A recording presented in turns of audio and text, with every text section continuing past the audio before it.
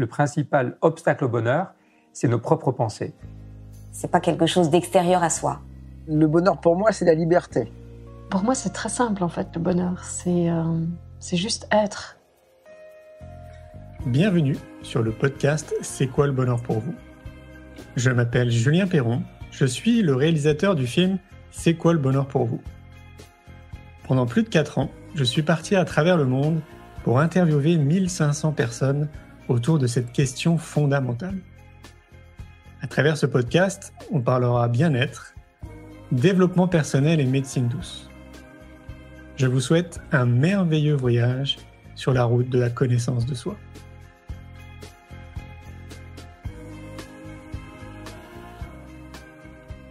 Aujourd'hui, j'ai le plaisir de recevoir Alexandre Antonienko. Fondateur de l'Institut Alpha à Montpellier et spécialiste en neurosciences cognitives et comportementales, Alexandre a étudié les mécanismes physiologiques, émotionnels et cognitifs qui guident et construisent notre évolution et notre progression. Grâce à cette expertise, il construit des méthodes et anime des programmes éprouvés pour permettre à chacun de se former aux neurosciences ou d'agir pleinement sur l'évolution de sa propre vie. Aujourd'hui, Alexandre accompagne et forme les organisations, les professionnels et le grand public dans le management neuro-amical. Je vous souhaite une belle écoute. Bienvenue Alexandre. Merci, bonjour à toi et bonjour à toutes les personnes qui nous suivent sur cette interview. Comment vas-tu aujourd'hui ? Je vais très très bien et comme toi j'ai passé une excellente journée, même si effectivement aujourd'hui on vit un état un peu de chaos, on ne sait pas trop où on va avec tout ce contexte, mais voilà. Donc on va parler justement d'un sujet qui est un sujet extrêmement important ce soir et je te remercie du fond du cœur de cet échange entre nous. Avec joie. C'était important parce que vous n'êtes pas beaucoup, je trouve, déjà à aborder l'intelligence émotionnelle au regard des neurosciences appliquées. En tout cas, moi, je ne connais pas beaucoup, mais peut-être que tu peux me le confirmer. Non, j'imagine que vous n'êtes pas beaucoup en France à aborder ce sujet. Disons qu'en fait, tu vas trouver beaucoup de choses sur l'intelligence émotionnelle. Ça a été largement démocratisé par notamment Daniel Goleman, qui a fait beaucoup d'études sur le sujet. Donc, il a écrit un pavé à peu près épais comme ça. Donc, je vous invite à le lire si vous êtes courageux et courageuse. C'est très intéressant. Bon, il y a beaucoup d'études sur le sujet. Mais après, l'idée, c'est qu'on va en parler ce soir. C'est que la neuroscience appliquée, c'est vraiment la partie des études en neurosciences qui s'intéresse notamment au comportement et notamment aux cognitions. Donc, effectivement, on a d'autres analyses maintenant plus poussées et plus, on va dire, élargies sur ce que c'est qu'une émotion. Et surtout, ce que c'est que l'intelligence des émotions, parce que c'est une vraie intelligence, les émotions, et en tout cas, je vais vous donner un maximum de contenu ce soir, et c'est un sujet passionnant, donc ouais, tout à fait, on en découvre encore tous les jours. Est-ce que tu peux nous dire qui tu es, Alexandre, avant qu'on commence à échanger autour de l'intelligence émotionnelle, qu'on comprenne qui tu es, qu'est-ce qui t'a amené notamment à créer, je ne sais pas si c'est un concept, enfin c'est un institut plus précisément, à te passionner comme ça de l'intelligence émotionnelle. Voilà, dis-nous d'où tu viens, qui tu es et le pourquoi du comment. Alors, qui je suis déjà, je pense que c'est une question que je vais me poser toute ma vie, c'est qui je suis, je sais jamais qui on est, mais bon, pour le coup, en tout cas, voilà. Bon, après, mes parents m'ont donné donc, comme nom Antonienko et comme prénom Alexandre. En fait, j'ai toujours été entrepreneur dans ma vie. J'ai jamais vraiment beaucoup travaillé pour les entreprises parce que j'ai toujours compris que c'était pas du tout dans mon système de valeurs. Vous allez voir que les émotions et l'intelligence émotionnelle fait aussi appel à ce système de valeurs dans notre cerveau. Et ça s'appuie en tout cas dans la même zone du cerveau. Et donc, j'ai eu différentes activités. J'ai eu une activité agricole, j'ai eu une activité commerciale. Et à chaque fois, ça a été un peu comme toi, en fait, des moments de travail très intense. Et donc, j'ai eu quelques échecs, je dois le dire. Et puis un jour, j'ai eu la chance, on va dire ça, de vivre un burn-out. Pareil, parce que je manquais profondément d'intelligence émotionnelle. Un peu comme tu l'as dit tout à l'heure quand on a discuté sur cette volonté de travailler beaucoup, en fait, et de ne pas comprendre ce système intérieur. Donc, j'étais centré plutôt sur l'extérieur. Donc, suite à ce burn-out, redécouverte totale de la vie à 33 ans, c'est-à-dire qu'est-ce qui m'arrive ? Et j'ai eu la chance, en fait, de rencontrer un chercheur à l'époque en neurosciences qui m'a expliqué ce que c'était qu'un burn-out, notamment lié aux émotions. Et à 33 ans, j'ai repris mes études et je suis reparti sur quelque chose qui n'avait rien à voir. Donc, c'était l'étude sur les neurosciences. Et je me suis vraiment spécialisé sur les neurosciences appliquées. Alors après, très rapidement, j'ai fait un parcours de 10 ans d'accompagnement dans les grandes entreprises et pour l'individuel. Et avant le Covid, le projet de l'Institut Alpha est né, c'était de vouloir créer ma propre recherche parce que, évidemment, au début, je travaillais avec des personnes qui voulaient bien partager. Et je voulais faire ma propre recherche, faire vraiment mes recherches à moi, mais intégrer des doctorants au sein de l'Institut. Donc, j'ai créé l'Institut Alpha pour ça, pour être un peu plus acteur de la recherche, mais acteur privé. C'est-à-dire que vraiment, je fais, entre guillemets, ce que je veux, quoi. Et donc, de cette recherche, derrière, on a des applications, on a des programmes, on forme des personnes ici à l'Institut. On pourra en parler après plus tard pour ceux que ça intéresse. On a des programmes internes et on a des programmes de formation pour les entreprises aussi, toujours liés avec l'approche des neurosciences appliquées. Ok. Alors, du coup, qu'est-ce que tu as découvert? Sur moi ou sur les émotions? Alors, sur toi, moi, je pense déjà en priorité. Parce que je trouve intéressant que tu fasses un burn-out et que tu arrives à faire les ponts, tu vois, la liaison entre le fait que justement, il y a peut-être une méconnaissance de toi, quoi. En fait, la plus grande découverte qui a été la mienne, c'est quand on m'explique que j'ai fait un burn-out parce que j'ai pas su gérer mes émotions. C'est-à-dire que le médecin de l'époque qui me suit me dit, écoutez, voilà, ce que vous avez fait, c'est lié dans toutes les analyses qu'on a faites et dans tous les questionnaires que vous avez eus, en tout cas, c'est lié à vos émotions et il va falloir apprendre à gérer vos émotions. Et cette phrase, elle est restée gravée à vie dans mon esprit, c'est « va falloir apprendre à gérer vos émotions ». Donc, ce que j'ai appris, c'est qu'effectivement, maintenant, avec le recul et avec les 15 ans de plus de recherche et d'expérience, c'est que cette intelligence émotionnelle, elle est le centre, en fait, de toutes les autres intelligences. C'est-à-dire que on ne peut pas vraiment gérer une émotion. On va en parler après, mais en tout cas, il y a une vraie intelligence derrière les émotions. Ça vient de toute une partie de notre cerveau inconscient, et on va en reparler aussi, mais il y a une vraie intelligence. Et ce qu'il faut savoir, c'est que l'intelligence émotionnelle, elle représente 50%, écoute bien, 50%, enfin écoutez tous, 50%, on va dire, du volume de toutes les autres intelligences. C'est-à-dire que toutes les autres intelligences s'appuient sur l'intelligence émotionnelle pour se développer. Si tu veux développer ton QI, si tu veux développer tes connaissances, si tu veux apprendre plus, si tu veux développer ton intelligence musicale, quelle que soit l'intelligence que tu veuilles développer, parce qu'on est des individus équipés de multiples intelligences, eh bien, ces intelligences vont d'abord s'appuyer sur ta capacité à être intelligent au niveau émotionnel. C'est juste fantastique, en vrai. C'est énorme, ok. Donc ça, c'est la première chose à comprendre, c'est que l'intelligence émotionnelle, c'est un support. Grâce à ça, tu peux développer d'autres perspectives d'apprentissage et de comportement. La deuxième chose que j'ai appris, c'est que si on tourne la chose à l'envers, si on prend l'intelligence émotionnelle et qu'on dit est-ce que l'émotion est intelligente, eh bien, on va se rendre compte qu'en neurosciences, l'émotion, chaque émotion que tu vas ressentir, elle est porteuse d'une intelligence particulière. C'est pour ça qu'on dit intelligence émotionnelle. Chaque émotion est dotée d'une intelligence qui va te permettre derrière d'avoir une interaction avec ton environnement beaucoup plus juste que si tu n'as pas cette intelligence-là et que tu, au quotidien, en réaction permanente, soit avec des émotions, soit avec des situations, tu vois. Waouh, ça me fait penser à... Enfin, moi, j'appelle ça l'intuition. Ouais. Tu vois, c'est ce que tu dis, pour moi, c'est très proche de l'intuition. En tout cas, c'est ce que je vis intérieurement depuis que je suis tout petit. Et donc, du coup, oui, ok, très bien. On est proche de ça.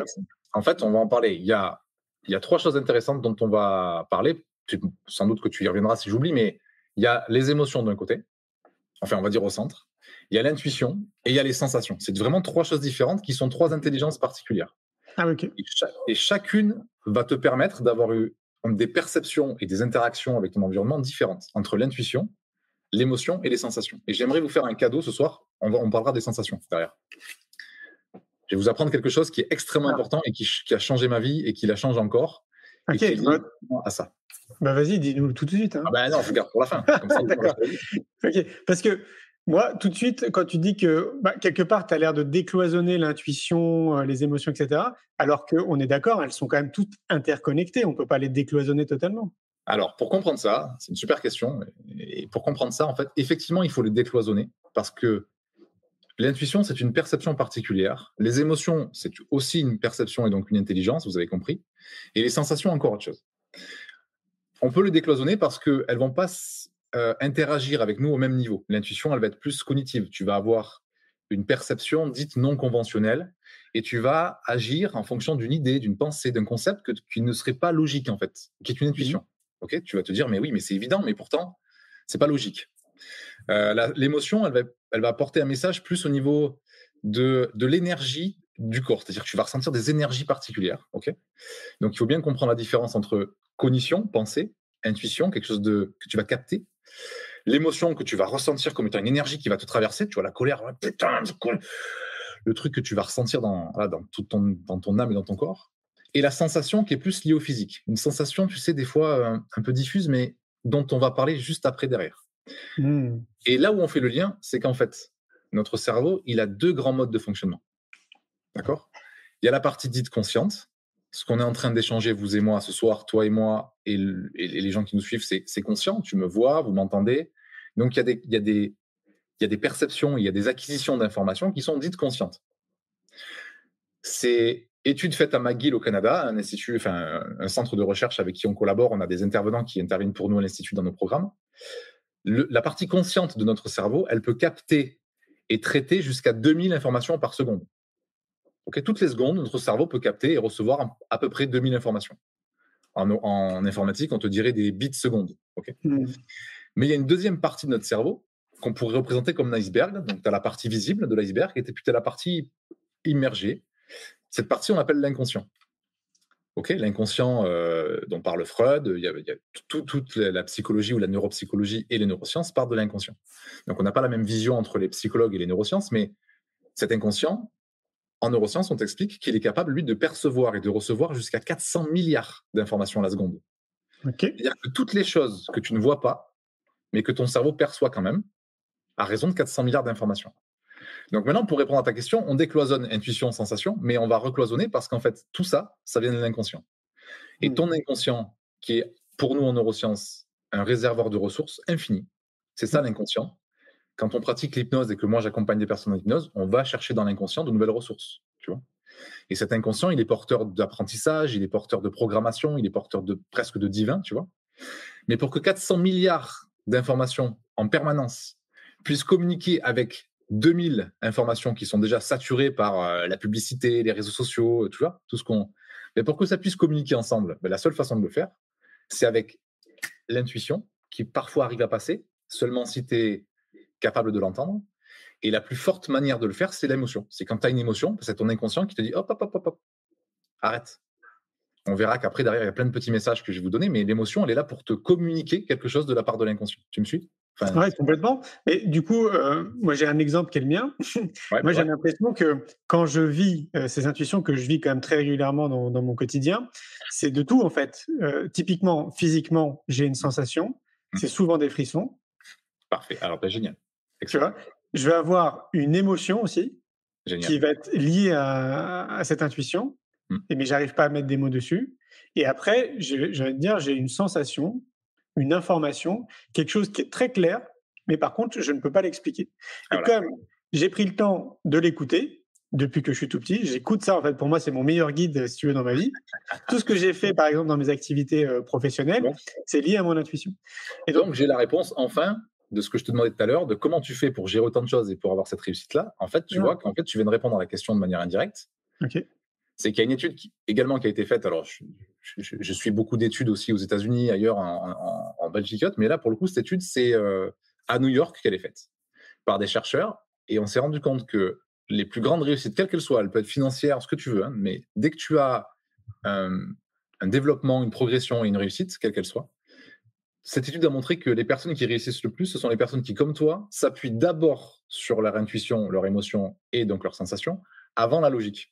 Donc, je vais t'expliquer plein de choses par rapport à ça, mais ce que tu as dit, c'est très juste et je voudrais rebondir là-dessus, si tu m'y autorises. Bien sûr. C'est que l'intuition, quand tu t'y connectes, elle va engager des sensations et des émotions juste après. Ou, en tout cas, en même temps, parfois, c'est que souvent, ça va de pair pour venir valider de certaines choses, l'émotion. Elle va venir valider le fait que, OK, c'est ça. Je te confirme. Maintenant, là où je voudrais vous faire un cadeau ce soir, et j'aimerais vraiment que ça, vous le testiez au quotidien, parce que c'est la chose la plus importante que j'aimerais vous faire passer comme message. Ces fameux picotements dont tu parlais, Julien, est-ce que tu pourrais nous dire où est-ce qu'ils sont exactement dans ton corps? À quel endroit précisément? Eh ben, là, par exemple, c'est en train de se produire. Alors, c'est où? Particulièrement, c'est où? Tu peux nous le partager? Alors, là, particulièrement, là, c'est là, à ce niveau-là, et au niveau des bas des jambes. Génial. Ouais. Alors, ça... Alors, évidemment, quand j'ai fait l'étude en neurosciences sur le sujet, on m'a dit, bon, Alexandre, c'est pas encore dans les tests scientifiques et tout, donc il ne faut pas trop en parler. Voilà, vous me connaissez, j'en parle pas du tout, donc voilà, vous le gardez pour vous. Mais en tout cas, en fait, on s'est rendu compte, je parlais de sensations tout à l'heure. Okay. Notre inconscient, il a ce qu'on appelle des valences de communication. Pour communiquer avec toi, il y a des valences. L'intuition, quand tu es hyper chargé mentalement, que tu as du stress, de la fatigue mentale, tu ne pourras pas la capter parce que tu es surchargé, tu es en surcharge mentale, donc elle va passer, elle va repartir. Et tu ne vas pas t'y accrocher. Donc ça, en termes de valence, c'est très faible. Il faut être effectivement, comme tu l'as dit, prendre le temps de s'écouter, de faire des pauses, de s'arrêter pour vraiment venir capter cette intention, cette intuition. L'intuition, elle se fait dans les moments où tu vas complètement lâcher la réflexion. Vraiment. Voilà, ok. Donc la valence, elle est faible et elle est difficile à capter. La sensation, elle vient valider quelque chose pour toi. Et cette sensation, nous, en neurosciences, on l'appelle la zen, la zone d'échange neuronal. D'accord. Donc la zen, elle porte bien son nom. Hein, c'est justement quand tu es dans le calme, dans la pratique de l'immobilité, dans la pratique de la respiration, et que tu prends vraiment le temps de faire ce que tu fais au quotidien et qu'on devrait tous faire. Tu vois, nous, ici, on a la chance d'avoir un parc juste derrière l'Institut, où je prends le temps de m'extraire de l'Institut quand je sens que ça sature. Donc, et la zen, c'est donc la zone d'échange neuronal. C'est un échange entre ton inconscient et une zone, une seule, ou en tout cas une principale, parce qu'après, ça se diffuse comme toi. Il y a une zone principale de notre corps où notre inconscient vient comme amener certaines sensations particulières. Pour venir apporter une information plus forte encore que l'émotion, qui est, en neurosciences, on te dit go, no go. C'est-à-dire, oui, c'est bon, non, c'est pas bon. Donc, la zone d'échange neuronal, c'est le cadeau de ce soir, c'est vraiment une zone qui est liée aux émotions. C'est-à-dire que quand tu vas pas écouter tes émotions, quand tu vas pas apprendre à développer cette intelligence, ta zen, là, elle va s'activer pour te dire, hey, mais qu'est-ce que tu es en train de faire là? Ou alors, ok, ça c'est bon, ça. Ça, mec, vas-y, fonce, ça c'est bon. Donc, tout projet, toute relation, logiquement, un individu qui développe d'abord son intelligence émotionnelle, il devrait commencer par se dire, ok, est-ce qu'il y a une zone comme toi, Julien, et comme moi, Alexandre, qui, dans mon corps, m'amène, écoutez bien, à des sensations particulières. Je ne dis pas que c'est pas une souffrance, hein, je ne dis pas que c'est douloureux. C'est comme toi, soit des picotements, soit des papillons dans le ventre, soit il y a une sensation qu'on a tous qu'il faut apprendre à reconnaître. Mais je suis tellement d'accord avec toi. Ouais. Sauf que la chance que tu as, et c'est que moi j'ai cherché longtemps à être comme toi, c'est-à-dire que toi tu as ce qu'on appelle un espace entre le conscient et l'inconscient qui est plus fin. Tu sais, les médiums, la médiumnité, c'est que cet espace il est plus fin. Et le mental, c'est un outil qui va espacer le conscient et l'inconscient, qui va faire une barrière entre la logique et l'intuitif. Et notre civilisation, elle est dans le mental aujourd'hui. Regarde comme ça part dans tous les sens. On n'est pas comme toi dans cette écoute intuitive. Et c'est ce qu'il faut apprendre à faire au quotidien. Et pour ça, la zen, c'est de se dire, OK, je laisse tomber la réflexion. Je me concentre d'abord sur mes sensations. Quand je reçois ce mail, quand je parle avec cette personne, quand on me demande de faire un choix, ce choix, cette relation, elle est par rapport à mes sensations corporelles, cette zone qui est la mienne. C'est comment? Est-ce que tu sais, on a tous eu cette expérience où tu parles avec quelqu'un, ça paraît beau dans le cadre, et en fait, au fond de toi, tu dis, putain, je le sens pas. Mais tellement. Je sais pas pourquoi je le sens pas. Et tu sens, alors moi, c'est le thorax, c'est ici, là, cette zone-là, et j'ai comme une boule qui vient se compresser ou qui vient s'élargir, s'étendre et qui me fait du bien, en fait. J'ai vraiment cette sensation de fermeture. Trop bien. Et tu sais, comme un nuage, en fait. C'est, waouh. Ok. Trop bien, ok. Et quand je fais mes recrutements à l'Institut, ce que je scanne en priorité, c'est cette zen. C'est comment je me sens avec cette personne. Mais oui, mais c'est ça. Mais c'est ce que je recommande moi aussi, déjà dans le livre, hein, c'est quoi le bonheur pour vous, mais depuis en fait, je te dis, d'une trentaine d'années, aux gens que je peux croiser dans ma vie de tous les jours, justement, en fait, je leur dis systématiquement d'être le maximum attentif justement à ce qu'ils ressentent. Mais du coup, j'en viens à une autre question, parce que ça, c'est vraiment un constat, c'est qu'il y a beaucoup de personnes en fait qui me disent, mais oui, mais comment tu fais en fait? Comment on fait? Et pour moi, un des éléments qui nous permet justement d'être beaucoup plus attentifs à ces perceptions, à l'intuition, peu importe comment on le nomme, c'est justement de prendre soin de soi. J'ai écrit un livre autour de la nutrition, intelligence nutritionnelle, les secrets de la neuronutrition. Ça pour commence moi, mais on est bien d'accord, pour moi, c'est un des leviers, quoi. Peut-être que tu pourras en parler. Ouais. Dès l'instant où il y a surcharge au niveau corporel ou mental, en fait, on se coupe naturellement, évidemment, de ce qui est le plus intuitif et le plus émotionnel chez nous, en fait. C'est-à-dire tu sais, il y a les perceptions qu'on dit extérieures, hein, les perceptions de tes sens, et puis il y a les perceptions intérieures, les intraceptions.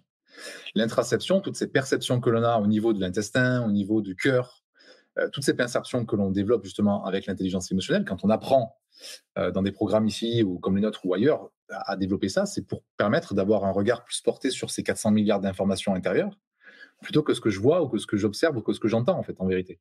Parce que ça, c'est à peine, si on fait le rapport d'échelle entre 2000 et 400 milliards, ce que l'on voit, ce que l'on entend, ce que l'on peut toucher dans notre quotidien, c'est 0,501% de la réalité. C'est-à-dire que on se représente le monde avec, ne serait-ce, on va grossir le trait, 1% de la réalité. Ça veut dire que 99% de l'autre, on le capte pas assez. Donc, comment on fait?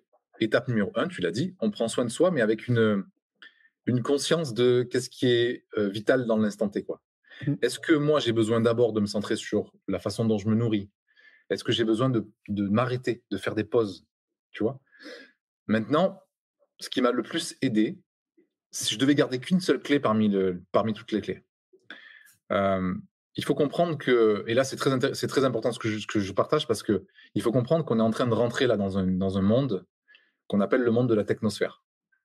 La technosphère, c'est le monde de la technologie, de l'internet, des intelligences artificielles. Et donc ce monde-là, il n'est pas connecté à l'intuitif. Et donc on est aujourd'hui dans un monde qui est en train de changer.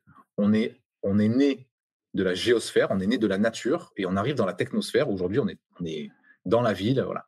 Donc ce que tu fais au quotidien, toi le week-end, et ce que je fais comme toi, que je partage, de couper, d'aller dans la nature, de se connecter à la nature, ça, c'est le premier pas vers l'intelligence émotionnelle et intuitive et sensationnelle. Okay. Ah, tu veux dire que par ordre croissant, ça serait le premier? Ah ouais. Moi, la première chose, si demain tu me dis je veux développer mon intelligence, la première chose c'est OK. Le plus souvent possible, tu t'arrêtes, tu fais ce qu'on appelle en neurosciences, on te dit si tu veux aller plus loin, sois plus souvent immobile. Si tu veux aller plus loin, sois plus souvent immobile avec toi-même. C'est-à-dire, et encore plus avec la nature, parce qu'on pourrait faire une interview jusqu'à 23h, minuit ce soir, tellement la nature, c'est le lien fort aux perceptions, justement, comme les émotions, l'intuition. C'est souvent dans la nature que je capte les meilleures choses, en fait. Mais moi aussi, c'est pareil. Et ouais, donc dès l'instant où tu sens que ça sature au niveau de l'esprit ou du mental, il faut absolument, étape numéro 1, couper. Ne plus penser à nos problèmes, ne plus penser à la recherche de solutions. Moi, quand un client arrive et qui me dit il faut absolument que je trouve une solution, qu'est-ce qu'il faut que je fasse? Rien. Ne fais rien. Ne fais plus rien. Pendant une semaine, tu fais rien, tu arrêtes de réfléchir, tu vas dans la forêt ou dans la montagne, tu vas à Saint-Guillaume-le-Désert, parce que je ne sais pas si tu es monté à l'ancienne. Bien sûr. Ah, t'es monté. Oui. Je vais très très souvent là-bas. Ouais. Et à ce moment-là, tu vas recevoir des informations qui sont dites non conventionnelles, mais tu vas, sans t'y attendre, tu vas commencer à recevoir des choses. Tout à fait. Je pense qu'on peut aussi associer l'idée du mouvement à la nature, le fait que notre corps aussi soit en mouvement. Moi, de ce que je ressens de mon expérience, ça développe aussi davantage mon canal intuitif, en tout cas d'y être réceptif, et aussi ma créativité. Mais pas que, évidemment. Mais c'est les 2 points que je note à chaque fois. Exactement. Donc après, qui dit immobilité, dit pas forcément sans bouger, méditation. En neurosciences, on te dit l'immobilité, c'est l'arrêt de la réflexion, en fait. Okay. Et ça a été étudié notamment à l'INSERM de Lyon. Ça a été, je pense, l'étude la plus fascinante que j'ai pu voir. Alors l'INSERM, mais aussi l'Institut Pasteur à Paris, qui ont fait la même étude. Ils se sont posé la question de qu'est-ce qui se passe dans notre cerveau. Écoutez bien, qu'est-ce qui se passe dans notre cerveau quand notre cerveau ne fait rien? Tu sais, on est des êtres productifs, il faut toujours avoir de la performance, avoir une réussite, gagner de l'argent, être le plus riche possible. Ça, c'est le cerveau de la performance. Et donc, on met des personnes dans des IRM, hein, les grosses machines qui étudient le fonctionnement du cerveau, donc IRMF. Et on regarde ce qui se passe. Et donc, tu as plein de zones qui se connectent au fur et à mesure, comme ça. On demande à des personnes de réfléchir, de calculer, et tout, donc on réfléchit, tu vois. Et ces connexions, ça demande à notre cerveau une certaine latence, donc beaucoup de ressources. Et après, on fait un test et on dit à la personne, écoute, on va chercher un café, on revient. Et on laisse la personne dans la machine. Et au bout d'un moment, la personne, elle en a marre, tu vois, donc elle divague, elle fait autre chose. Elle part dans son esprit, dans ses pensées. Et à ce moment-là, ce que les chercheurs ont découvert, c'était la plus grande révolution des neurosciences des 10 dernières années, c'est que notre cerveau, il crée de multiples connexions dans différents réseaux en même temps. Ça lui demande 0 ressources. Et écoutez bien, ça va le connecter à 1, la créativité, 2, l'innovation, le renforcement de la mémoire, l'intuition dont tu parles. Donc ça veut dire qu'on a des zones comme ça qui sont très à l'avant du cerveau, qui se connectent sans peu de ressources à des zones extrêmement importantes qui sont de l'ordre de l'émotion et de la créativité et de l'intuition, quand on fait rien. Mais rien. C'est-à-dire, dans la nature, je profite du moment et je suis dans le présent. Et à ce moment-là, je me connecte à quelque chose de plus inconscient. Je suis d'accord. Mais effectivement aussi, l'impression que j'ai, comme le dit à un moment donné, il y a un utilisateur apparemment qui nous dit un truc, la méditation peut se faire en mouvement aussi. Et là, je suis complètement d'accord. C'est ce que je vis aussi. Par exemple, quand je fais des sorties en vélo, c'est ce que je vis aussi. J'ai vraiment le sentiment d'être très connecté à mon corps, d'être connecté à la nature, à ma respiration, enfin à plein de choses. Et moi, c'est ce que j'explique aussi un peu dans le livre « C'est quoi le bonheur pour vous ?» C'est justement à un moment donné, de se créer des moments pour revenir vers soi. Et donc, le fait d'aller en pleine nature, ne serait-ce que de marcher, en fait, par exemple, ou de te poser tout simplement en pleine nature, c'est justement le moment idéal pour revenir vers soi.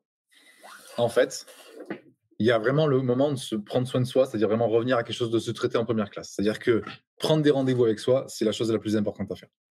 Et derrière, tu l'as dit juste, c'est passé très vite, mais tu l'as dit, il y a vraiment une question de conscience de soi. C'est-à-dire qu'il y a ce qu'on appelle la présence à soi. D'accord?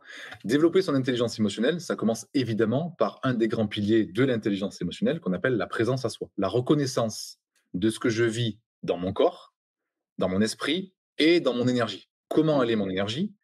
Et donc de ça, on va pouvoir développer ce qu'on appelle les piliers de l'intelligence émotionnelle. Il y en a 3.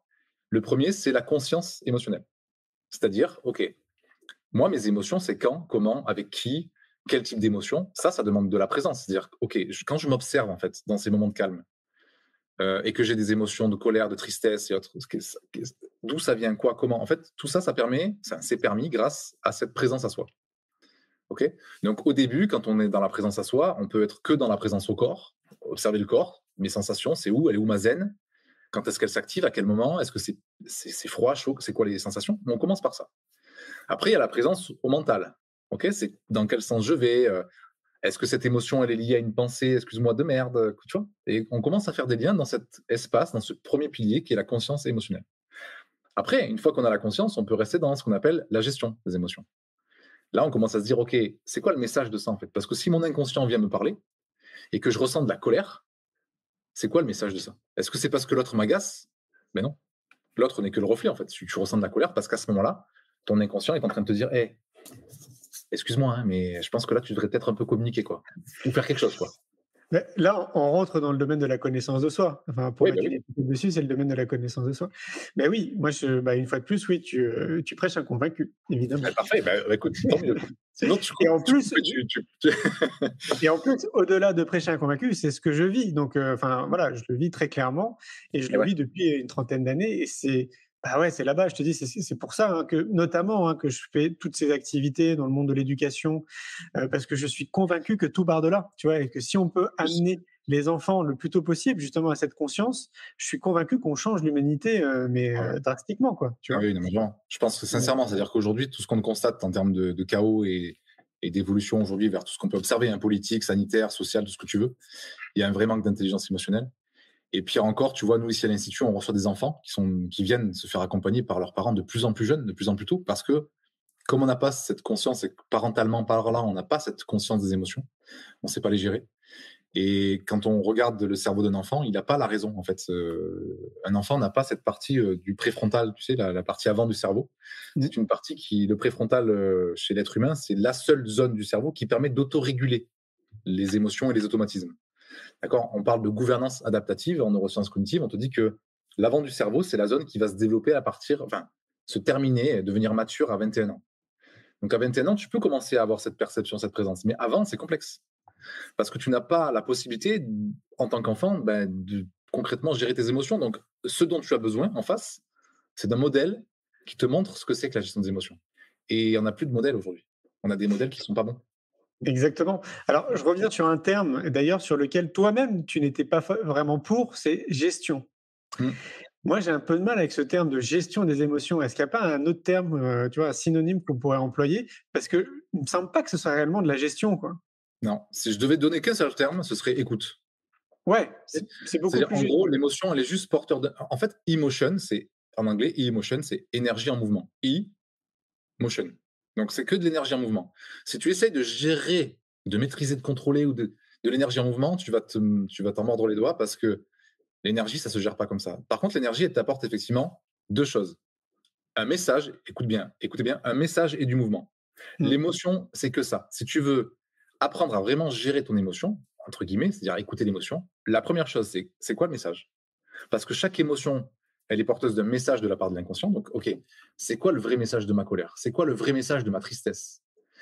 C'est quoi le vrai message de mon moment de joie là, à ce moment-là? Il y a forcément toujours un message à ça. Donc, évidemment, ça demande de la pratique, des formations, parfois de se faire accompagner pour ça. Mais une fois que tu comprends le message, il y a la mise en mouvement du message. Si la colère, le message, c'est je communique pas, je suis pas aligné à moi-même, je suis pas assez intègre, et que sans cesse tu ressens de la colère qui est finalement tournée vers toi, la mise en mouvement, tu la mettras pas en place. Et donc, s'il n'y a pas la mise en mouvement, qu'est-ce qui se passe? Tu sais, j'ai tendance à dire que l'émotion, c'est ça. Je sais pas si tu vas entendre, dis-moi. Ouais, je t'entends bien. Oui. L'émotion au quotidien, c'est ça. Ton inconscient, il vient frapper à la porte du cerveau. Donc, tu entends un bruit, tu te dis, oh, qu'est-ce qui se passe? Allô, Alex, tu ressens ça là? Et comme nous, on n'a pas l'intelligence, on sent le truc, et des fois, on ravale. Tu sais, c'est ravaler l'émotion. Bon, c'est pas grave, ça va passer, et puis ça vient taper, et de plus en plus fort. Et plus ça tape fort, et plus tu vas te dire, attends, merde, j'arrive plus à gérer mes émotions, ou je sais pas ce qui m'arrive, et tout, burn-out, et tout, dépression, tout ce que tu veux. Donc aujourd'hui, toutes les maladies, toutes les consultations chez le médecin, elles sont dues à 90% du temps à un manque d'intelligence émotionnelle. Parce que l'inconscient, il vient taper, et qu'à un moment donné, à force de taper, qu'est-ce qu'il fait? Il somatise. Il va parler dans le corps. Et donc le stress, le truc, l'épaule qui fait mal, tout ça, c'est des émotions non écoutées et non mises en mouvement. Et le plus dur, je vous le dis concrètement, ce qui m'a pris le plus de temps, c'est de comprendre chaque message de mes émotions. C'est que tu ressens de la colère, il faut comprendre que cette colère, elle n'est pas tournée vers l'autre. Elle est en train de te dire, toi, il y a quelque chose que tu n'acceptes pas de ça, ou de cette personne, que tu n'as pas travaillé toi. C'est ça. Et nous, la colère, le problème, c'est on a appris dans l'enfance que être en colère, c'est être dans la tension, dans l'agressivité. C'est pas ça la colère. Ah non, c'est une émotion avant tout. Hein. C'est un message qui te demande d'aller en mouvement, énergie en mouvement, c'est tout. C'est ça. C'est pour ça que je te dis que pour moi, vraiment, Nelson Mandela, lui, disait que c'était notre arme la plus puissante, l'éducation. Moi, je ne suis pas très fan du mot arme, une fois de plus. Je suis très vigilant sur les termes. Mais en tout cas, moi, ma punchline, c'est tout part de l'éducation. Donc, si on veut une société un peu nouvelle, avec plus d'empathie, de bienveillance, d'amour, il faut ramener le plus tôt possible le savoir-être et la connaissance de soi dans notre société. Donc, c'est un projet sociétal. Ce n'est pas juste un projet lié à l'éducation nationale ou aux parents. Pour moi, c'est vraiment sociétal, mais c'est fondamental que chaque individu comprenne qu'il a une responsabilité citoyenne de prendre soin de lui en priorité avant de vouloir prendre soin des autres. Et donc, ça passe par différents outils. Alors, le premier, c'est intéressant. Moi, je ne l'aurais pas forcément mis en premier, mais pour moi, il est justement, j'en parle dans le livre, la nature, comme tu l'as dit. On a évoqué aussi l'alimentation. Est-ce qu'il y a d'autres leviers comme ça qui te semblent aussi importants ? Alors après, il y a des leviers très scientifiques. On pourrait parler, par exemple, des neurotransmetteurs. Si on part vraiment sur un thème très scientifique, en fait, chaque neurotransmetteur dans le cerveau a une fonction particulière. Et on sait aujourd'hui de manière très écrite et éprouvée que, effectivement, si tu es carencé par certaines habitudes de vie, par un manque de sport, par exemple, on en revient au manque d'alimentation parfois, mais si tu as certaines carences en neurotransmetteurs, tu vas avoir des manques aussi dans ton intelligence adaptative ou émotionnelle. Donc, ça se joue aussi au niveau biologique. Donc, il y a la partie nutritionnelle, il y a la partie, on va dire, écoute de soi, on va dire mentale, il y a la partie biologique, mais il y a surtout, et avant toute chose, tu l'as dit, la partie comportementale, c'est-à-dire le fait de toujours effectivement être centré sur l'apprentissage de soi. D'accord ? Après, il y a la dimension physique qui va être ton niveau de sport, ton niveau d'activité, ton niveau... Bon, il y a tout un tas d'autres dimensions. Mais je pense sincèrement que, en toute franchise et par expérience vécue, s'il y a un moment donné où tu as des sensations fortes, des émotions fortes, vives et autres, et que c'est pas écouté, j'ai vu tout à l'heure une personne qui disait le traitement des émotions, accueillir et accepter les émotions aussi. De toute façon, la vie, elle va te rattraper. Dans le chamanisme, j'ai longtemps suivi aussi certains chamans te disent qu'il y a ce qu'on appelle le choc de l'aigle. Le choc de l'aigle, c'est qu'à un moment donné, de toute façon, l'aigle, il va venir te fracasser là, te donner un choc pour que tu te réveilles. Ouais. Et comme tu le disais, c'est-à-dire que je pense que sincèrement, l'apprentissage de soi, la connaissance de soi, c'est-à-dire comment moi, quelles sont mes habitudes, quels sont mes apprentissages déjà du passé, mais comment je peux à chaque fois me construire et progresser pour mieux me connaître, c'est pour moi la seule clé qui compte en fait en vérité. Mais oui, exactement. Ça demande du temps, de l'investissement de soi, peut-être des fois parfois financier, mais l'investissement sur soi, c'est la seule clé qui compte en fait en vérité. Oui, et puis prendre le temps, en fait, prendre ce temps-là. Tu vois, on nous fait croire dans notre société qu'on n'a pas le temps justement de prendre soin de soi et de prendre du temps pour nous, mais en la réalité, si, c'est qu'on a des journées de 24 heures, tous, et donc c'est à chacun, peu importe, je sais pas, qu'on ait une famille, qu'on soit seul, en couple, etc., de trouver des moments, j'ai envie de dire même quasiment tous les jours, tu vois, pour être dans cette conscience-là et de faire du mieux qu'on peut pour prendre soin de nous. Donc, ça peut être le premier pas, l'alimentation, ça peut être le sport, le sommeil, la nature, des exercices de relaxation, peu importe. Mais je me dis que si à chaque fois, tous les jours, tu vois, on fait du mieux qu'on peut pour tendre dans cette direction, en fait, de tendre vers soi, hein. C'est pour ça que le sous-titre du livre, c'est En chemin vers soi. Je pense qu'on change progressivement notre société. Tu vois. Mais c'est tout à fait ça. C'est-à-dire que je pense que sincèrement, comme tu l'as dit, le changement global, il commence par le changement personnel. Après, moi, si je devais garder qu'une seule étude en neurosciences, c'est qu'on te dit toujours que c'est jamais la situation, c'est jamais le contexte, le problème, c'est toujours la perception que tu en as. Ça, c'est la chose que j'ai retenue et qui a vraiment aussi changé ma vie. Donc, la perception, je vous l'ai dit, c'est vraiment OK, comment je perçois les choses, mais pas au niveau des idées, du mental, mais au niveau plutôt de mes sensations. Et ces perceptions, aujourd'hui, elles sont tronquées parce que, comme tu l'as dit, on nous apprend, on nous inculque le fait qu'il faut être comme ci, être comme ça, être sur une île pour être heureux, avoir atteint tel degré financier ou être millionnaire. Et tout ça, c'est du miroir aux alouettes. Parce que l'émotion, elle te connecte à quelque chose qui est certes l'inconscient, mais qui est quelque chose de divin, en fait. C'est-à-dire que quand je parle d'inconscient, on pourrait te dire l'âme, en fait, en vérité. Tu vois, l'âme, cette partie de toi qui communique avec ses émotions, avec ses intuitions, quand tu te connectes à ça, il y a comme, tu le sais, il y a comme un cheminement différent. En fait, tu vas vers quelque chose qui donne beaucoup plus de sens à ta vie et qui n'est pas un miroir aux alouettes, quoi. C'est pas, merde, finalement, je me rends compte que j'ai poursuivi ça toute ma vie et j'ai jamais été heureux, quoi. Ouais. Ok. Par contre, effectivement, quand il y a une écoute de soi et que tu dis, mais en fait, j'ai peut-être pas l'argent que je voulais, j'ai peut-être pas la voiture que je voulais, mais au contraire, par contre, j'ai une forme d'intégrité, c'est-à-dire un alignement entre ce que je ressens, ce que je pense et ce que je suis. Là, c'est différent. Ouais. C'est exactement ce que j'allais dire. Voilà. Je voulais juste finir en disant qu'on n'est pas des avoirs humains ou des fers humains, on n'est pas des personnes on est des êtres humains. Donc la vraie dimension, c'est-à-dire s'il y avait un seul objectif, c'est qui je veux être dans la vie, c'est qui je veux devenir, tu vois. Toi, Julien Perron, ce que tu fais au quotidien, c'est pas pour gagner plus, avoir plus, tu le fais parce que ce que tu es, tu l'incarnes au travers de l'apprentissage, de l'enfance et de tout ce que tu partages à travers le vélo et c'est ce pourquoi on t'aime et on te suit, et j'ai commencé moi pour ça. C'est parce que ce que tu as incarné, ce que tu es, c'est ça qui m'a plu. Dans ce que tu partageais, dans ce que tu disais. C'est pas ce que tu as obtenu ou ce que tu fais, c'est ce que tu es toi qui me plaît. Et donc, c'est comme ça qu'on se connecte aussi aux véritables émotions. C'est vraiment se dire, OK, moi, qui j'ai envie d'être, et après, derrière, qu'est-ce que j'ai envie de rayonner, quoi. Mais c'est exactement ça. Et très souvent, tu sais, quand on me pose cette question, je leur dis, mais en fait, moi, je ne suis que ce que je suis. Donc, ce que vous voyez à travers mes activités, tout ce que je fais, en fait, c'est moi. C'est ça. Voilà, c'est ça. C'est ça. Et tu t'y es aligné parce que, intuitivement et émotionnellement, tu t'es aligné parce que c'est ça que tu as ressenti comme étant juste pour toi à un moment donné.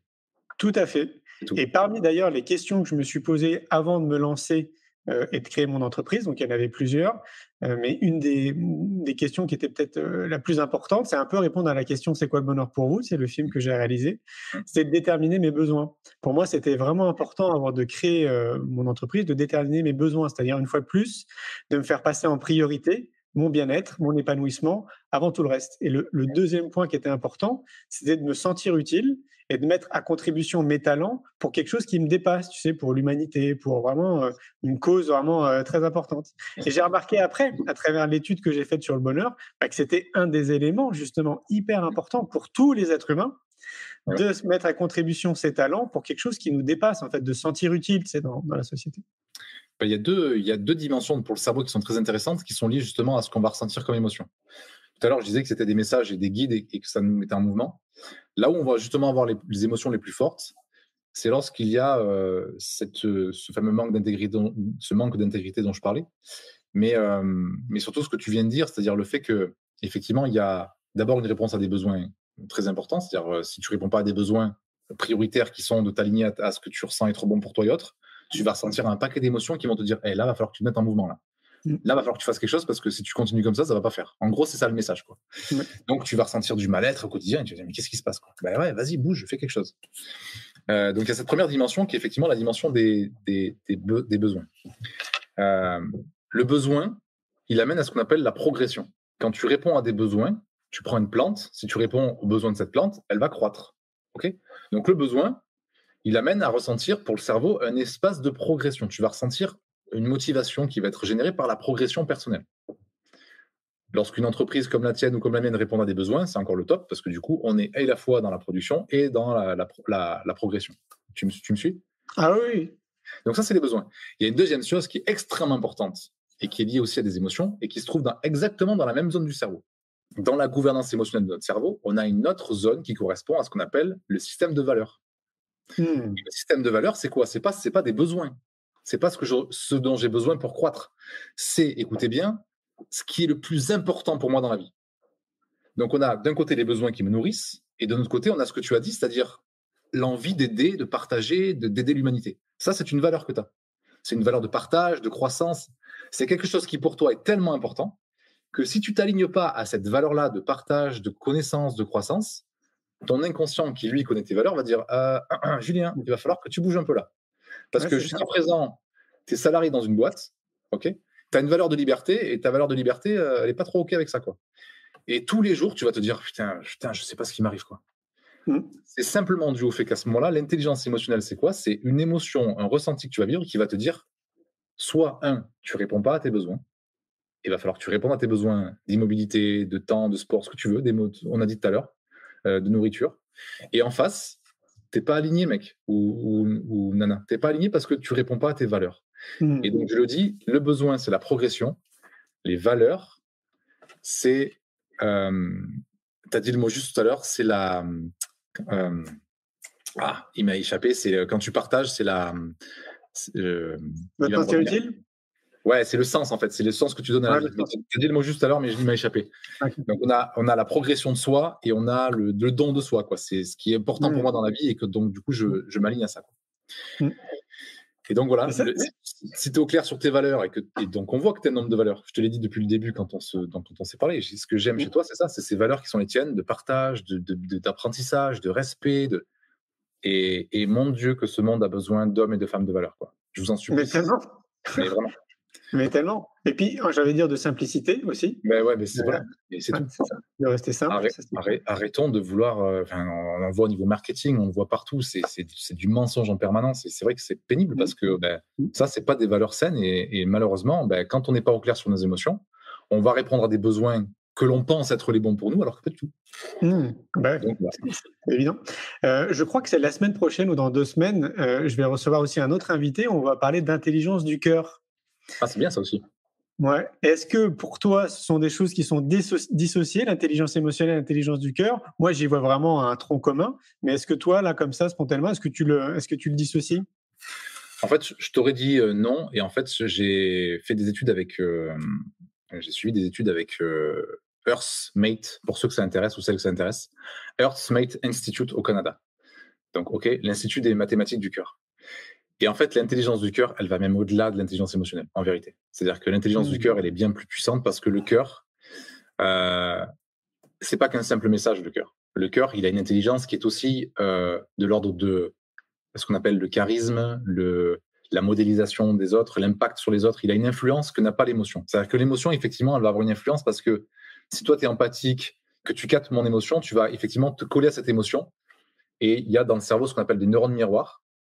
Les neurones miroirs, ils sont là simplement pour comprendre quelle est l'émotion de l'autre et comment je peux m'y adapter. Donc, le troisième pilier de nos formations, nous, à l'Institut pour l'intelligence émotionnelle, c'est par exemple la maîtrise des émotions. C'est d'être capable de ne pas être trop dans l'hyper-empathie, c'est-à-dire de ne pas vivre l'émotion de l'autre et d'être capable d'accompagner l'autre dans son émotion. C'est ce qu'on fait en tant que thérapeute, en tant que coach. Mais quand tu arrives et que tu as vécu un trauma fort, une violence ou autre, c'est pas mon expérience. J'ai pas à vivre l'émotion à ta place. En revanche, je peux t'accompagner pour gérer toi tes émotions. Ça, c'est ce qu'on appelle la maîtrise. Tu me suis? Donc, il y a une influence qui est juste du fait que ton émotion va, parfois, moi, dans mes neurones miroirs, me faire vivre la même émotion. Mais ça va s'arrêter là. Le cœur, c'est différent. Le cœur, il n'est pas porteur d'une émotion, il est porteur de ce qu'on appelle une intention. Lorsque ton cœur, il connecte, il va vibrer une intention. Et cette intention, par contre, elle va te manipuler, possiblement. OK? Ça veut dire que si ce soir, imaginons que dans mon cœur, je porte une intention de faire du business sur ta gueule, par exemple. OK? Je profite de Julien pour capter sa communauté et faire un maximum de... Ça, c'est mon intention. Là, tu vas connecter le cœur. Et ce cœur, il va connecter une énergie qui, même à distance, se capte. Parce que tu vas dire, ouais, c'est ce fameux, ouais, c'était bizarre, quoi. OK? Mais si mon intention, que je choisis moi maintenant dans mon quotidien, c'est que dès l'instant où j'ai un client qui rentre, une formation, un séminaire, quelle que soit la chose que je produis, d'abord, je me dis, OK, avec l'intelligence de mon cœur, mon intention, c'est quoi? C'est quoi mon intention ce soir ou demain ou avec mon couple? C'est quoi mon intention pour l'année Si mon intention, c'est l'amour, le partage, si mon intention, c'est la bienveillance, à ce moment-là, ton énergie, ce que tu vas émettre comme vibration personnelle, ce sera porteur de cette intelligence du cœur. Tu me suis? Ah, mais oui. Donc ça, c'est l'intention, c'est différent, en tout cas en neurosciences. Ok. Donc on verra ce que te dit ton invité, mais moi, en tout cas, c'est la vision que j'ai. Mais Maintenant, j'adore, oui, c'est ce que je pense aussi. Ouais. voilà, et maintenant, l'intelligence du cœur, elle est aussi au niveau de l'impulsion. C'est-à-dire que ton cœur envoie des impulsions à tes organes pour les informer aussi du rythme du corps. Il y a ce qu'on appelle la cohérence du cœur qui va t'amener à avoir un cycle du cerveau différent. Donc il y a tout un tas de choses qu'on a découvert à Earthmate qui sont juste passionnantes, mais qui sont bien au-delà encore de tout ce qu'on peut imaginer sur ce que c'est que ce simple cœur, quoi. Ouais, j'imagine. Et du coup, quand tu parles d'intention, moi j'entends penser. Est-ce que c'est interconnecté? Alors il y a ce qu'on appelle l'intention cérébrale et il y a l'intention vibratoire. Je t'explique. L'intention cérébrale, c'est tu te lèves le matin et tu dis, bon, aujourd'hui, tu sais, c'est ce fameux, voilà, ça c'est mes intentions cérébrales. J'ai incarné comme ça. Et ça, c'est mes intentions pour la journée. Donc aujourd'hui, j'ai un peu chargé mes intentions. J'ai mis un petit, bon, je pensais être au taquet, tu vois. Donc il y a orange, c'est mes intentions non prioritaires. Rouge, c'est très prioritaire. Et vert, c'est comment dirais-je, les plus courtes. C'est celles qui me demandent le moins d'énergie possible. Ouais. Et quand c'est noir, c'est très, très, très, très, très prioritaire. Donc l'intention cérébrale, c'est voilà, j'ai l'intention aujourd'hui de se faire ça, ça, ça. Donc je me réfléchis avec mon esprit. Je me dis, ok, mon intention, c'est de faire ça, cette conférence, préparer ci, préparer le discours de ce soir, bref, voilà. Mais chaque intention cérébrale, elle est porteuse d'une intention vibratoire. Là, c'est différent. C'est-à-dire que quand tu fais quelque chose, c'est quoi ta vibration? Comment tu vibres avec ça? Quand tu fais ta formation, et en fait, pour répondre à ta question, les intentions cérébrales, il peut en exister des centaines. Tu peux avoir plein d'intentions à faire. Mais les intentions vibratoires, il n'y en a que 2 en neurosciences. On te dit que ton cœur, il peut soit vibrer la peur, soit l'inverse, l'amour. Parce que l'inverse de l'amour, c'est la peur, et inversement. L'amour, sans l'inverse, c'est pas la haine. Donc, si tu vibres la peur, parce que tu te dis, oh là là, moi, qui je suis pour ça, nani, j'ai pas cette connaissance, et tu vas commencer à créer une cohérence de peur.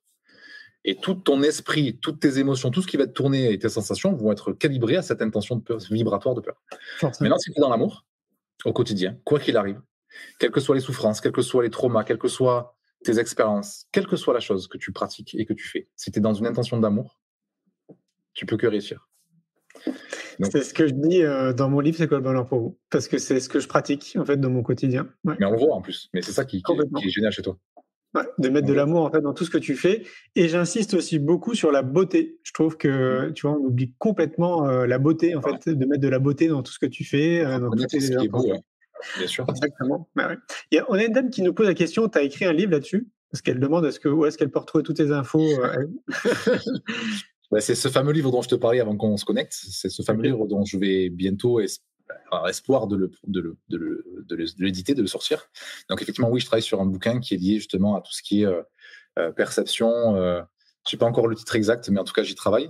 Moi, après, c'est vrai que c'est ici souvent à l'Institut qu'on produit. Alors, on a l'académie, on donne des cours en ligne. On a plein de choses que les gens pourront découvrir si ça les intéresse sur le site de l'Institut.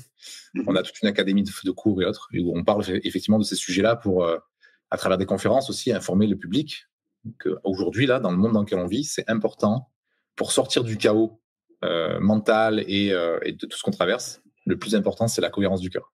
Oui, et c'est même nécessaire. Enfin, toi, tu dis important. Moi, je trouve que c'est nécessaire et même crucial. Oui, et je reviens d'ailleurs sur ce que tu disais sur la peur et l'amour aussi, que ce sont des choses que j'évoque très régulièrement depuis de nombreuses années. Pour moi, il y a vraiment ces 2 notions, peur et amour.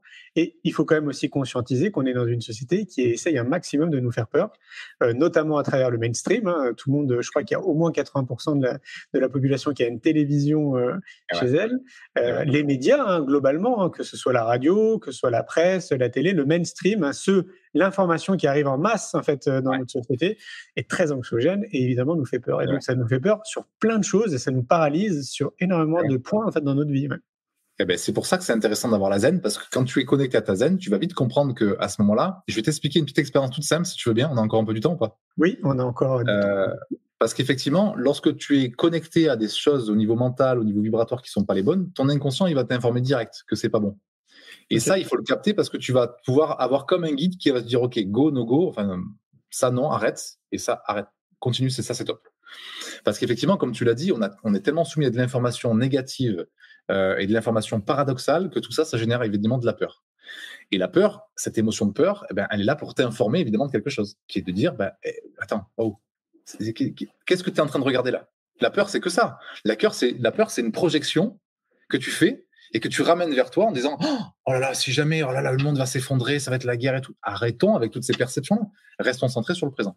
Je t'explique un truc très rapide. Un jour, dans mes études, j'ai eu la chance de faire une expérience abominable. Justement, pour nous permettre de nous connecter à nos émotions et à notre zen. On a un audio en tête, et dans cet audio, on t'explique que tu vas bientôt mourir. Donc, ça dure une demi-heure, et voilà, on te dit, dans 1 an, tu vas mourir. Qu'est-ce que tu fais? À qui tu vas parler? Est-ce que tu pars en voyage? Note sur un papier. Donc, on te demande de prendre une feuille comme ça, là, et tu notes. Bon, au début, tu te dis, c'est quoi cet exercice? C'est pourri, quoi. Et puis, au bout de 10 minutes, un quart d'heure, 20 minutes, on te dit que ça fait 6 mois, puis qu'il n'y a plus que 3 mois à vivre. Et à ce moment-là, en fait, on calibre ton esprit à se centrer sur la perception que tu vas crever. Donc, ce qui se passe, c'est que tu commences à émerger des idées et que tu commences à noter tout ce que tu ferais, quoi. Donc, à un moment donné, il faut bien se dire une chose, c'est que notre cerveau, en termes de perception, il ne fait aucune différence entre le réel et l'imaginaire. Donc, qu'est-ce qu'on fait? On produit un imaginaire de la même chose qu'on fait avec la télé, les médias sociaux. On te donne un imaginaire tout cru qui te fait croire que, et toi, tu produis des pensées avec ça. Et à un moment donné, je commence à me sentir vraiment pas bien. Dans ma chambre, je me rappellerai toujours cet exercice. Je suis dans ma chambre et je me dis, putain, je suis vraiment pas bien du tout, quoi. Et l'audio te dit, OK, maintenant, j'aimerais que vous notiez cette fameuse zone dans le corps là. S'il y a une zone qui vous parle, elle est où, à quel endroit, et comment c'est? Décrivez, c'est où, comment, la sensation, tout ça. Et je m'aperçois à ce moment-là, effectivement, que ma zen, que je découvre dans cet exercice, elle est fermée et que j'ai des émotions, mais horribles. De la peur, de l'angoisse, tout ce que tu peux imaginer comme émotion. Et là, on te dit, mais tu vois, lorsque tes perceptions, lorsque ton attention, elle est portée sur ce qui ne va pas, et que tu t'imagines des films, la zen, elle est là juste pour te dire, mais qu'est-ce que tu es en train de faire? Donc, quand vous sentez que ça ne va pas, centrez-vous d'abord sur le retour à soi, sur, OK, attends, cette sensation-là, elle est induite par quoi? C'est quoi qui provoque ça en réalité? Est-ce que c'est le cas? Est-ce que je suis dans la merde? Est-ce qu'on est dans la guerre ou pas encore? Donc, émotion, qui dit émotion, dit évidemment lié aux perceptions et ce qu'on appelle les projections vers l'avant, quoi. Donc voilà, l'exercice était sympa et je me suis dit, ah ouais, d'accord. Je vais me centrer un peu sur le présent et sur l'instant T, quoi. Tu vois? Et ouais, c'est ça. Et c'est ça. Et pour revenir justement à recentrer vers soi sur l'instant T, etc., c'est important régulièrement dans la semaine, dans le mois, de prendre du recul, de prendre du temps pour vous. Ouais. Ne serait-ce que tu disais, tu as un parc, toi, là où tu habites, tu vois, tu sors en fait pour aller te promener, ne serait-ce que ça. Moi, j'ai habité 34 ans à Paris. Je sais qu'il y en a qui pourraient se poser la question justement de la nature dans des grandes villes. Ouais. Et je faisais l'effort, c'est-à-dire que je prenais mon bike, je faisais 1h30 de vélo pour aller en pleine forêt. Et voilà, et je sentais en fait que ça me faisait du bien. Mais évidemment, à l'époque, je ne mesurais pas. Je n'avais pas les mots justes que j'ai aujourd'hui, mais j'étais très clairement en train de faire de la méditation parce que j'allais en fait au pied d'un arbre, je restais tout le temps au pied de cet arbre, je restais un petit moment et je sentais que ça me faisait du bien. Donc il y a des parcs dans toutes les villes où il y a de la nature en fait quasiment tout autour de nous, donc c'est accessible a priori quand même pour tout le monde, quoi. Et puis comme l'a dit tout à l'heure, alors on parlait de méditation en mouvement, mais évidemment que même si on arrive à des moments de la vie où on peut pas forcément aller dans la nature, le simple fait déjà de rester immobile, c'est-à-dire de vraiment couper les habitudes de pensée et juste de prendre du temps pour ne rien faire, juste quelques minutes, quoi. Et se centrer sur ce qu'on est. Tu vois, il y a plein de motivations primaires dans le cerveau qui sont dues à cette immobilité. Ça peut être imaginer, ça peut être écouter de la musique, ce que tu veux, mais c'est important de couper le processus mental, quoi. Après, évidemment, lire ton bouquin, quoi. Ça, c'est aussi indispensable, quoi. Écoute, oui. Les gens ne le lisent pas. Après, on peut pas faire grand-chose de plus, quoi. Tu vois. Merci. Pour les gens qui aimeraient te contacter, ils font comment? Alors, ils tapent, c'est très facile. Tu tapes Institut Alpha sur Google, ok. Au pire, tu mets Montpellier si vraiment tu veux être sûr, si jamais, voilà. Mais Institut Alpha, il y a tout un site qui explique vraiment ce qu'on fait. On a ce qu'on appelle chez nous la constellation. Donc, la constellation, c'est nos différents, étoiles d'accompagnement. On accompagne les enfants, on accompagne les entreprises. Donc, il y a un moyen d'aller explorer la constellation. Il y a des programmes aussi qu'on propose.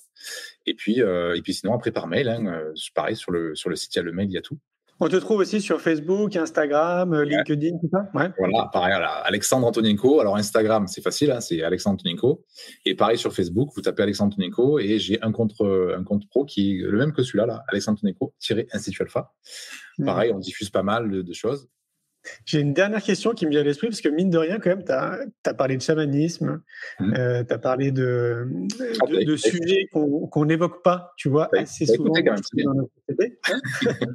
Et donc, je trouve que c'est assez étonnant, mais j'en connais d'autres, hein, mais il y a quand même peu de personnes qui s'intéressent aux neurosciences, qui créent une activité dans les neurosciences appliquées, donc comme on l'a dit, à l'intelligence émotionnelle, encore pas beaucoup, mais des personnes ouvertes d'esprit comme tu l'es, parce que tu me sembles quand même très ouvert d'esprit, pour parler de chamanisme et d'avoir testé les choses. Je trouve ça intéressant que tu aies réussi à faire ce pont, et je me dis, qu'est-ce qui t'a amené, alors au-delà du fait qu'on ait compris que tu as fait un burn-out à un moment donné, mais est-ce que c'est ça aussi qui t'a amené du coup à t'intéresser, mais à plein d'autres choses au dehors de la science, quoi? En fait, alors oui et non. En fait, je suis quelqu'un qui fonctionne. Je me suis découvert maintes et maintes fois, mais je suis quelqu'un qui fonctionne beaucoup à la frustration. J'ai besoin de frustrations positives. D'accord. Les frustrations chez moi, c'est une émotion qui m'amène le message de dire ok, va un peu plus loin. Ok, va un peu plus loin. Et j'ai une valeur comme ça de croissance forte aussi, mais dans toutes les études que j'ai faites en neurosciences, effectivement, la science et notamment la neuroscience me passionnent, mais il y a une limite. Il y a quelque chose qu'on n'explique pas. Plus j'étudie les neurosciences et plus je me rends compte qu'en fait, la magie du cerveau et autres, il y a quelque chose qui est plus grand que ça. Donc évidemment, j'ai ouvert les portes aussi sur le spirituel parce qu'à un moment donné, je me suis dit non mais je peux pas rester centrique là-dessus. Donc dans cette découverte-là, je me suis permis d'aller chercher autre chose dans mon propre développement personnel d'abord. Hein. J'ai commencé par le yogi, j'ai voulu comprendre un petit peu, j'ai lu la Bhagavad Gita, j'ai suivi des conférences pour comprendre la philosophie du yogi. J'ai fait des rencontres extraordinaires. Bon, j'ai failli un peu perdre pied, quoi. J'ai failli me détacher de tout. Après, voilà, il faut faire attention aussi parfois au degré spiritualité, quoi. Et le chamanisme est évidemment arrivé à moi naturellement parce que je voulais aussi travailler mes perceptions. C'était une intention de ma part. Okay. Et j'ai commencé à suivre, alors peut-être que tu connais Greg Braden, hein, qui est un personnage que j'adore et que j'admire aussi, et qui a cette dimension un petit peu chamanique aussi. Et donc, au fur et à mesure, j'ai rencontré un chaman hawaïen, notamment une chamane péruvienne aussi, pas loin d'ailleurs de Saint-Guilhem-le-Désert. Okay. Et donc, toutes ces conversations, ces discussions, ces fameuses formations m'ont permis de faire vraiment le lien entre la science et la spiritualité. Et donc, j'aime bien ces deux rails. C'est-à-dire que j'aime bien me dire, OK, la science, c'est intéressant parce qu'on peut expliquer ce qui se passe dans le cerveau. Mais en vérité, c'est rien, en fait. En vérité, la seule chose qui compte, c'est comme tu l'as dit, c'est vraiment de se connecter à quelque chose de plus grand que soi. Et il y a vraiment plus grand que nous-mêmes, quoi. Vraiment. Mais oui. Et d'ailleurs, Albert Einstein le disait. Hein. Ah oui, mais c'est sûr. Ah oui. Albert Einstein, on ne connaît que la moitié du parcours, hein, parce que Albert Einstein, il avait un maître qui s'appelle Peter Denove. Et Albert Einstein, il disait, hein, si les scientifiques s'inclinent devant moi, par contre, je m'incline devant Peter Denove. Et intéressez-vous à Peter Denove, années 80, c'est lui qui a annoncé le réchauffement climatique, c'est lui qui a annoncé pas mal de choses, mais avec un regard très spirituel et très universel. Et c'est évidemment une dimension de soi qui est essentielle, tu l'as dit, qui est vitale, quoi. Oui, et on l'a quand même effleuré, hein, très peu évoqué de soi. Mais pour moi, de cultiver justement une forme de spiritualité, c'est à chacun de trouver sa forme de spiritualité. Ça me paraît aussi fondamental, quoi. Exactement. Donc la religion, elle est portée sur les croyances, la spiritualité, elle est portée sur l'expérience, quoi. Donc vraiment, je vous invite vraiment à aller chercher des expériences spirituelles, c'est-à-dire pas forcément prendre des champignons hallucinogènes, hein, mais vous entourer, partager ou suivre des programmes aussi qui permettent, ce soir avec toi, j'estime qu'on a eu, tu vois, une expérience plus portée spirituelle parce qu'on a parlé de quelque chose qui était vraiment cette dimension de perception et autres, que j'aime expliquer par le cerveau, mais pas que, quoi. Donc, C'était top, Alexandre. Merci beaucoup. Écoute, c'était une joie. Toujours trop court, mais c'était une joie. Et tu sais qu'on va se revoir. Oui, avec joie. Voilà. Je te souhaite une belle soirée et je te dis à tout bientôt. Encore merci, Julien. Très, très vite. Bye. Oui. Ciao. Un grand merci pour votre écoute. J'espère que vous avez passé un bon moment avec nous. Pour prolonger l'expérience C'est quoi le bonheur pour vous et continuer votre cheminement sur la connaissance de soi, je vous invite vivement à lire mon livre C'est quoi le bonheur pour vous que vous trouverez dans toutes les librairies. Jouez et amusez-vous avec le jeu de cartes entre amis, avec des inconnus, dans le monde de l'entreprise, à l'école. Regardez le film C'est quoi le bonheur pour vous et surtout, prenez soin de vous. Je vous souhaite un merveilleux voyage vers vous-même.